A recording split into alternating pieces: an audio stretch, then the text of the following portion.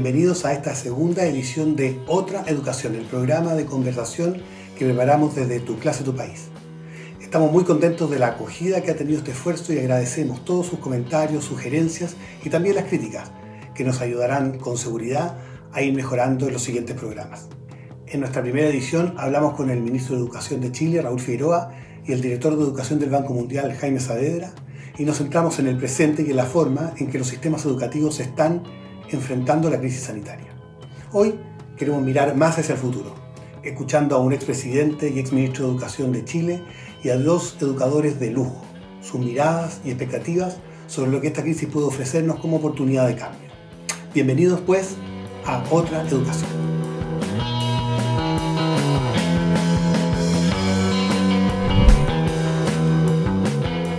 Hola, bienvenidos a nuestro segundo programa de Otra Educación. Hoy día queremos mirar hacia el futuro, imaginar cómo será la educación después de la pandemia, qué podemos aprender y aprovechar este tiempo de emergencia, y tenemos un invitado de lujo para esa conversación, expresidente de la República, exministro de Educación, un líder que está al día de lo que está pasando en el mundo, globalmente, nuestra realidad. Nuestro invitado de esta primera entrevista de hoy es don Ricardo Lagos Escobar. Don Ricardo, muchas gracias por acompañarnos en este programa, en esta conversación sobre educación. ¿Cómo está usted? ¿Cómo está viviendo este periodo extraño, este tiempo extraño con su familia y todo encerrado? Bueno, digamos que es una experiencia que no pensaba que la íbamos a vivir. Y es una experiencia también que nos adelanta un poquito al futuro, porque hemos terminado todos contactados unos con otros a través del procedimiento que ahora estamos. El Zoom, claro, lo conocíamos, pero no tenía la utilización de todos los días que tiene ahora, cómo se hace un mundo online, y ese mundo online afecta a la educación. Oiga, don Ricardo, y a propósito de eso, la crisis de la pandemia, por supuesto, encontró a los sistemas educativos en una situación probablemente más frágil o más vulnerable de la que por lo menos yo me imaginaba que teníamos, ¿no? Y de alguna manera develó ciertas debilidades importantes de los sistemas educativos para reaccionar o responder a circunstancias tan extrañas aún como esta. ¿Cómo ve usted? ¿Cómo nos encontró, en términos de la mirada que usted tiene de los sistemas educativos en Chile o en el mundo, cómo nos encontró esta pandemia? Bueno, yo creo que a mitad camino, si es que se puede decir así, a mitad camino. ¿En qué sentido? Que obviamente que si usted tiene una pandemia que lo obliga a una cuarentena, como la hemos tenido en Chile, por la magnitud de la extensión de la pandemia y la necesidad en consecuencia de tener cuarentenas largas. Y eso significa entonces la interrupción del sistema escolar, a menos que entremos ahora a una educación en línea. Y entonces, claro, es ahí donde estábamos mal preparados. Primero porque una educación en línea significa que en la casa hay instrumentos para. ¿Usted se da cuenta lo que debe ser de aquí en adelante construir viviendas sociales? Usted no construye una vivienda y no tiene una sala y dice acá va a estar la cocina y en otra sala acá está el baño. Ahora va a haber una tercera sala en que tendrá que estar el computador y la conexión que tiene respectiva. Y el tema de la última milla. Bueno, la última milla es cómo llega usted con la fibra óptica hasta la misma casa. Y en la ciudad es más fácil. Y en el campo, entonces, ¿estamos preparados físicamente desde el punto de vista de la infraestructura? Entonces uno dice, estamos bien preparados. Que, figúrese usted. En términos de infraestructura, obviamente que no, nos faltaba mucho. Esto va a acelerar la necesidad de infraestructura para poder tener una comunicación online y que esa comunicación, entre otros, le permite tener una educación online. Y eso yo creo que, si usted me dice, por ejemplo, que entiendo que los alumnos en Finlandia, claro, ellos decidieron que para el ser humano esto es una extensión de su cuerpo. Y los amigos finlandeses decidieron ahora que los niños debían aprender a escribir en un iPad, porque lo lógico es que ellos van a usar el iPad toda su vida. Y por lo tanto, la forma de educar va a partir con aquello. Bueno, no me cabe duda que la forma en cómo reaccionan entonces a un desafío de una pandemia hoy en Finlandia es mejor que en Chile. Es demasiado obvio lo que digo. Sí, y en esa misma lógica, también la pandemia nos encontró también en un momento del mundo bien especial, ¿no? En que estamos viviendo, se ha dicho, 5 grandes crisis. Crisis climática, el medio ambiente y toda la emergencia que eso representa para la acción de los países. La crisis de la desigualdad y la concentración que ha implicado movimientos sociales en muchos lugares del mundo. Y la crisis compatible de la economía. La crisis de la automatización y la robotización. Y todo eso, el desafío que se impone para el mundo del trabajo y de la formación. La crisis de las institucionalidades democrática, de los populismos que han ido instalándose en algunos países importantes, y la crisis de la confianza social, de la comunidad, de cómo construimos, cómo estas crisis interpelan al sistema educativo y de alguna manera cómo el sistema educativo puede contribuir a resolver estas crisis en el futuro, cree usted. Pero lo primero que uno diría es que buena parte de estas crisis son propios de un sistema globalizado en el cual estamos. Y esa globalización se supone que debiera tener reglas, y la verdad es que en general no las tiene. Porque estas crisis, lo otro que demuestran es que ningún país las puede resolver por sí solo. Una cosa es que en el cambio climático todos los años la famosa COP se hace, etcétera, etcétera. Pero de partida no tenemos dónde discutir la pandemia. Porque la pandemia se dijo, bueno, la Organización Mundial de la Salud, claro, es el organismo de Naciones Unidas, etcétera. Pero un lugar donde discuten los gobiernos, eso no lo hay todavía.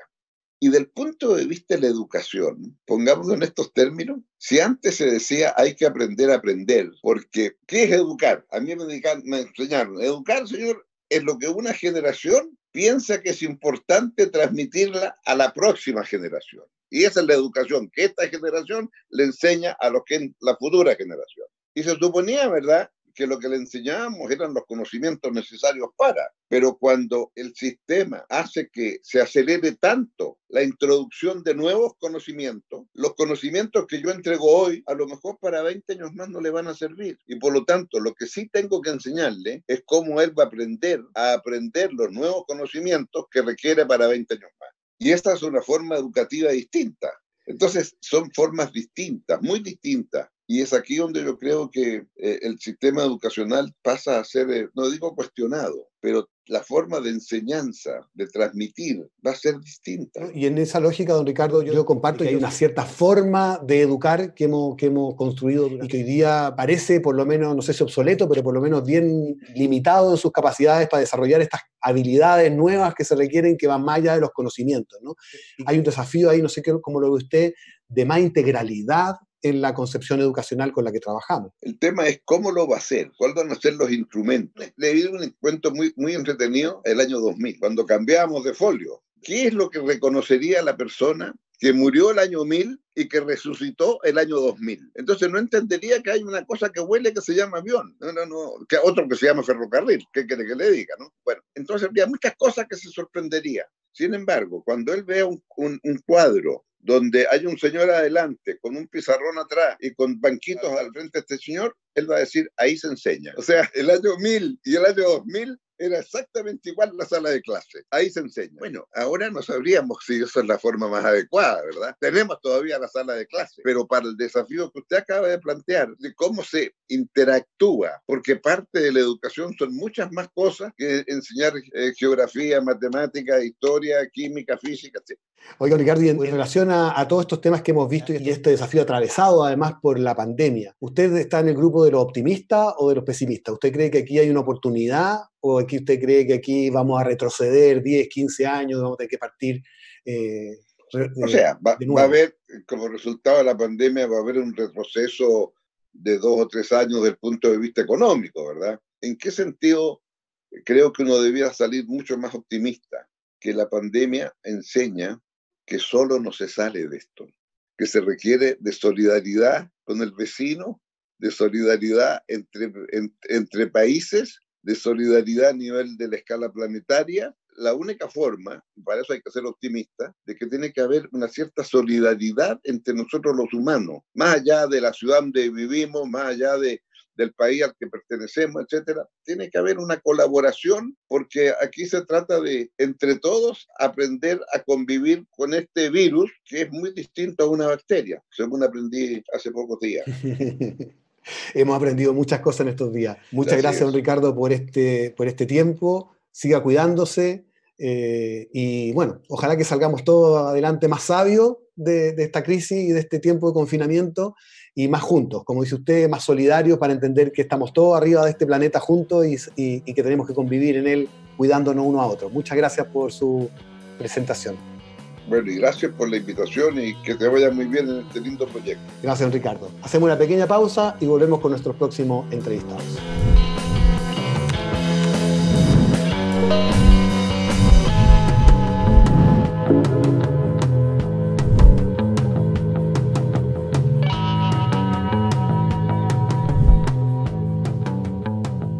Hola, estamos de vuelta después de esta interesante entrevista con el expresidente Lagos y estoy muy contento de que tengamos como invitados en este segundo programa ya a dos educadores. No siempre escuchamos con atención la voz de quienes están más cerca de la experiencia de aprendizaje, la voz de los profesores, y por lo tanto me encanta tener hoy día a dos educadores de gran calidad con nosotros. La primera es Mariana Mayo, educadora argentina, que admiro mucho, autora de libros y líder de muchos procesos de formación también de profesores en temas de innovación educativa. Mariana, bienvenida a nuestro programa. Un placer, Eugenio, muchas gracias. Y desde los Andes, al otro lado de la cordillera, nos acompaña Franco Núñez, director del Liceo América, un liceo que está haciendo un trabajo tremendo de innovación educativa desde el ámbito público, lo que no siempre es fácil. Franco, bienvenido. Muchas gracias y también un orgullo poder estar con Mariana compartiendo y con ustedes también acá en este panel. Muchas gracias. Primero, ¿cómo están? ¿Cómo lo ha encontrado este momento difícil, duro en las casas y tratando de mantener lo que se puede de la educación de esta situación de confinamiento? Bueno, en Argentina la situación todavía es muy compleja. En la región metropolitana donde yo vivo tenemos todavía una indicación de aislamiento social preventivo obligatorio. Más allá de esta complejidad vital, como tecnóloga educativa veo con un cierto entusiasmo los procesos que se aceleraron en los últimos meses y que tienen que ver, Eugenio, con las cosas que hace tanto tiempo venimos planteando. Entonces, bueno, de alguna manera veo el horizonte con esperanza. Bueno, acá nosotros en los Andes estamos en cuarentena todavía, igual que la gran parte de nuestro país. Y aquí también con harta expectativa. Hemos tratado de que esta situación de pandemia sea una oportunidad educativa y hemos tratado de visualizar también que el liceo, los establecimientos, son vitales para el país. Recién los apoderados se dieron cuenta lo trascendental que es el trabajo de los profesores. La idea de hoy día es conversar sobre el futuro, sobre la educación que vamos a encontrarnos o que tenemos que construir después de que pase la crisis. Pero tenemos que aprender de lo que estamos viviendo. Entonces, ¿cuáles creen ustedes que son los aprendizajes que deberíamos recoger de lo que estamos viviendo? ¿Qué buenas prácticas de las escuelas, de los profesores, ustedes creen que son interesantes y que deberían ser consideradas para lo que viene en el futuro? Mariana, cuenta. Yo creo, Eugenio, que casi en términos educativos podríamos identificar fases, como se está haciendo desde el punto de vista de las políticas sanitarias. Creo que hubo una fase 1 donde todo fue poner a disposición, subir materiales a las plataformas, incluso eso me genera una cierta preocupación, ¿no? Poner todo y pasarlo del lado del alumno. Creo que después, en las subsiguientes semanas, después del inicio de la pandemia, hubo una concentración en los eventos sincrónicos, en las posibilidades que ofrecen, cuando las condiciones de acceso lo permiten, el hecho de estar todos al mismo tiempo en un lugar. Creo que hay algo interesante, hay ahí movimientos de tendencia, es interesante que la educación recupere esos movimientos de tendencia. Sin embargo, no necesariamente eso quiere decir que estamos reinventando las prácticas de la enseñanza. Creo que el aprendizaje tiene que ver con reconocer experiencias como la que nos comparte Franco, donde el énfasis está puesto en la construcción, en la colaboración, en el pensamiento crítico, en la posibilidad de crear algo que es original. Entonces, de nuevo, el aprendizaje nos conduce a reconocer la importancia de las cuestiones pedagógicas, didácticas, cognitivas, comunicacionales, a la hora de pensar propuestas que tienen que ver con la virtualidad. Franco, ¿cómo lo ven en los Andes? Mira, la verdad las cosas que para nosotros todo esto viene a significar llevar a cabo, por ejemplo, el tema de las brechas. Esto pudo visualizarse de mejor manera que todavía como país tenemos grandes deudas. Nosotros tenemos brechas digitales que se han visto muy visibles ahora, con la situación de los niños en la casa, los profesores tratando de hacer su pega, ¿cierto? Pero obviamente una de las tareas que nos queda pendiente es que como gobierno, como país, podamos acortar estas brechas digitales. Tenemos que pensar que nuestros niños tienen orientaciones para las habilidades del siglo XXI. Y eso necesariamente nos indica que tenemos que trabajar de la mano de la tecnología, de la mano de las plataformas. Nosotros como país, Mariana, te puedo contar que en octubre, con el estallido social, a lo mejor fue el primer aviso que tuvo el sistema escolar, de que no podía quedar aislado de plataformas. y a lo mejor no fuimos capaces de reaccionar. Pero en la crisis sanitaria, muchos colegios, muchas instituciones están haciendo un esfuerzo tremendo en tener esta conectividad. Pero queremos también, nosotros particularmente como Liceo América, trabajamos con la plataforma de aprendizaje remoto, y eso nos ha significado tener un profesor 2.0, y eso ha significado que el profesor tenga una visión distinta, que tuvo que planificar de manera invertida para priorizar ciertos contenidos que podía haber. Así que también creemos que nos permitió visualizar qué nos falta y también los potenciales que tenemos como institución. Este programa se llama Otra Educación porque justamente lo que hemos tratado de motivar es esta idea de imaginar cómo es otra educación, una educación distinta cuando salgamos de esta crisis. La crisis también es oportunidad en ese sentido. Ustedes como educadores, ¿cómo les gustaría, en 2 o 3 conceptos claves, que fuera la educación a la que volviéramos después de que haya pasado esta crisis? Yo me imagino, sueño con una enseñanza, una práctica de la enseñanza, que es donde me enfoco, que sea constructora de saberes originales, que sea transformadora de los problemas de la realidad que rodea la escuela, que tenga una matriz colectiva, que se apoye en la colaboración en todas sus etapas. Creo que además tiene que ser placentera. Este es un momento muy difícil y seguramente esto va a durar. Necesitamos recuperar los aspectos lúdicos, los aspectos artísticos, performáticos, que hace que todos sintamos que la clase es una experiencia que vale la pena vivir. Y esto ya en 2 planos, de acá y calculo que para siempre, en el plano físico y en el plano virtual, como una experiencia holística y conectada, integral. Los establecimientos tienen que ser centros de innovación. El Liceo América funciona, y es súper bueno que lo explique, funciona dentro del modelo pionero de Anglo América. Y esto nos significa a nosotros tener una visión distinta de trabajo. Nosotros trabajamos en base a los pilares de LOR, donde creemos que tiene que ser importante el conocer, el hacer, el convivir y también el ser. Entonces eso lo trabajamos nosotros, pero queremos imaginar los colegios como centros de innovación, donde los estudiantes sean los que lleven a cabo soluciones para sus comunidades, que ellos, guiados por sus profesores, puedan visualizar la transformación que se están haciendo, que el desarrollo del territorio sea un factor importante para ellos. Y creo que es la manera de darle sentido. Esta es una educación municipal, Mariana, en el liceo que nosotros estamos. Era el peor liceo de los Andes y uno de los más carenciados. Y actualmente estamos trabajando de una manera muy cercana con las comunidades vecinas. Y eso nos ha permitido tener un perfil de ingreso distinto. Nos ha significado modificar la médula del establecimiento. Me alegra y me emociona escucharte, Franco, porque muestra que yo creo profundamente en la necesidad de tener un marco, ¿no? Y que ese marco oriente las prácticas, el diseño de las prácticas, pero lo que muestran experiencias como esta es que eso es posible, que eso se puede hacer, que eso tiene referentes concretos en proyectos educativos que funcionan. Entonces, bueno, esta es la inspiración para todo el sistema, ¿no? Se ha dicho que siempre el techo de un sistema es la calidad de sus educadores, y si estamos soñando otra educación para el futuro, otra educación para el retorno, también tengo que pensar probablemente en otros educadores o educadores que hayan desarrollado otras habilidades, otro tipo de trabajo, otra estrategia, otras prácticas. 2 preguntas.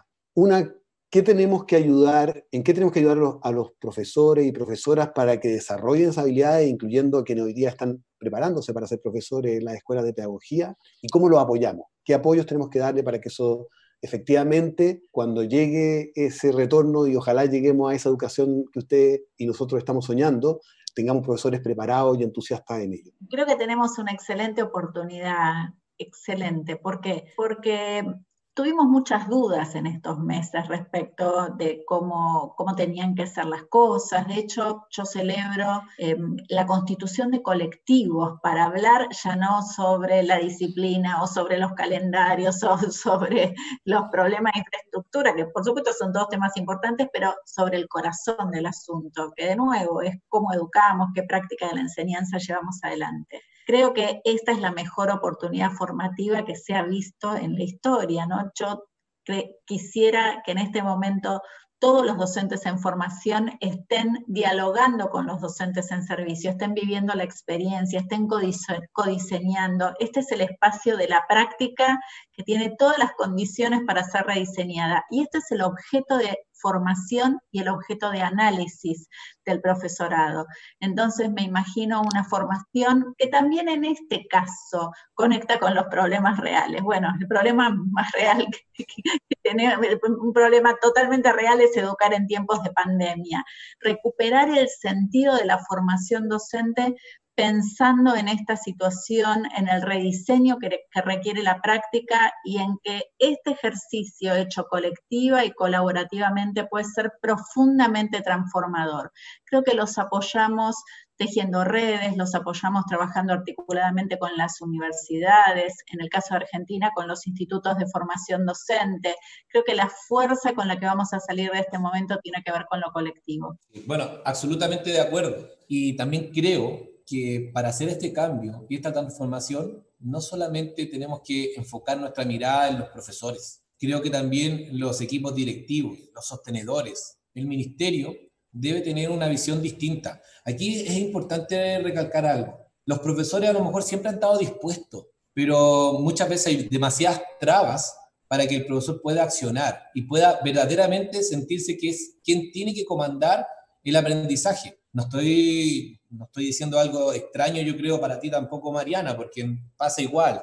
Nosotros acá creemos que tenemos que tener espacios para los profesores, como tú dijiste, hay espacios de conversación, espacios donde ellos tengan que tomar decisiones, que generalmente estamos acostumbrados de llegar con cosas empaquetadas y que el profesor sea un ejecutante de esas cosas. Creo que el éxito que estamos teniendo como Liceo América, nos falta un montón todavía, es precisamente que esto se ha hecho con los profesores y para los profesores, donde el equipo directivo ha tenido que reaprender varias cosas, ha tenido que desaprender otras tantas, porque efectivamente, si queremos profesores del siglo XXI, tenemos que tener equipos directivos del siglo XXI, tenemos que tener sostenedores del siglo XXI y una visión como sistema educativa del siglo XXI. Una cosa, digamos, lleva a la otra. Así que estamos contentos de ser nosotros quienes tiremos la primera piedra acá en el sistema municipal de los Andes, pero queremos contagiar a varios para que empiecen ya a hacer cambios reales desde los equipos directivos, dando la facilidad a los profesores. Mariana, Franco, les quiero dar las gracias. Ustedes son realmente dos educadores a los que admiro profundamente, les tengo mucho cariño y sé que están con muchas cosas, y que muchas gracias por darse este tiempo de compartir con nosotros y con quienes ven este programa sus reflexiones, su idea. Muchas gracias. Un placer encontrarme con Franco y felicidades por semejante proyecto. Eugenio, siempre es un gusto enorme. Agradezco la oportunidad y estamos a disposición. Me ha encantado escuchar las reflexiones del expresidente Lagos y de Mariana Mayo y de Franco Núñez. Desde hace años, un creciente consenso entre educadores, expertos, académicos y los mismos estudiantes ha ido instalándose. El sistema escolar no parece estar a la altura de los desafíos del siglo XXI. Las tasas crecientes de deserción en educación media, el abandono significativo de docentes en el tercer año de su ejercicio profesional, las crisis eternamente no resueltas de la educación superior, la falta de foco en la inversión en educación inicial, el sobrepoblamiento del currículum, el amarre de las pruebas estandarizadas, la falta de integración de los sistemas público y privado con subvención, las crecientes dificultades de las habilidades lectoras, especialmente en los hombres, y en la formación matemática y científica, especialmente para las mujeres, la falta de profundidad en la formación ciudadana y de competencias para el siglo XXI, son algunos de los desafíos que recurrentemente discutimos. A los desafíos internos del sistema hay que agregar los cambios brutales que está experimentando el mundo en los últimos años. El conocido informe de la Universidad de Oxford, que advierte que en apenas 20 años, cerca de la mitad de los empleos actuales serán sustituidos por robots e inteligencia artificial. Complementado con el reporte de McKinsey, que plantea que el 60% de los empleos verán automatizadas el 30% de sus actividades. Probablemente otros empleos con otros requerimientos serán creados, pero eso propone un desafío enorme si queremos formar a niñas y niños de hoy para la sociedad y el mercado laboral real en el que trabajarán. Como hablamos con Ricardo Lagos, además, las urgencias de la crisis climática, la falta de confianza en las instituciones y la representatividad, la crisis social y la desigualdad requieren del fortalecimiento de nuevas competencias y conocimientos y el desarrollo de lógicas económicas, sociales y culturales más solidarias y sustentables. En síntesis, Son muchas las señales que parecen marcar como necesario el cambio, para contar con un sistema educacional que efectivamente prepare a los estudiantes de hoy para la sociedad del siglo XXI. Los próximos meses serán de emergencia, para dar respuesta concreta a los desafíos de la educación masivamente remota. Pero también, como nos llamaron la atención insistentemente Mariana y Franco, deben ser una oportunidad para preguntarnos seriamente qué educación queremos proponer a los estudiantes cuando en el 2021 o en el 2022 podamos volver a una nueva normalidad educativa. El peor fracaso sería llevar de vuelta a niñas, niños y jóvenes al mismo sistema que ya sabíamos que funcionaba cada vez menos y peor. El mayor éxito, en cambio, que seamos capaces de construir juntos, entre todos, otra educación, una que le dé respuesta y los prepare efectivamente y que desde sus diversidades y desigualdades ofrezca a todos la educación de calidad que el siglo XXI les demanda. Muchas gracias por ser parte de este segundo programa y nos encontramos nuevamente la próxima semana.